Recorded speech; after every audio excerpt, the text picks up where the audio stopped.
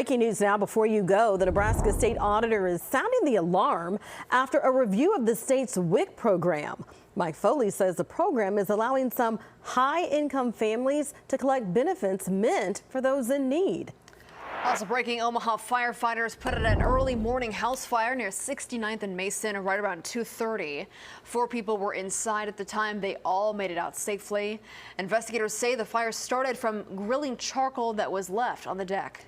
Also breaking this morning, one person's in the hospital after an early morning stabbing. County officials say it happened near 131st and Grover just before 2 o'clock this morning. One person was taken to the hospital with serious injuries. A child is in the hospital after a shooting in Council Bluffs. Police say that officers were called out to a home and found a boy shot in the leg.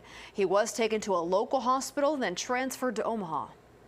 And breaking news here at the Alert Desk, Chinese President Xi Jinping is back home this morning after a rare trip to North Korea.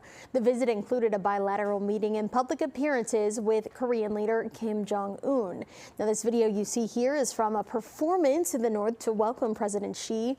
He flew to Pyongyang on Monday. It was his first visit to the country in 7 years, and at the summit, Xi expressed China's willingness to expand cooperation in trade, agriculture, construction, and technology. Cerise? Maria, thank you. More top stories before you go. City and county leaders will hold a news conference today at the Plaza de la Raza. They'll talk about the lasting impact of last year's Glen Valley immigration raids, nearly 1 year after 76 workers were arrested.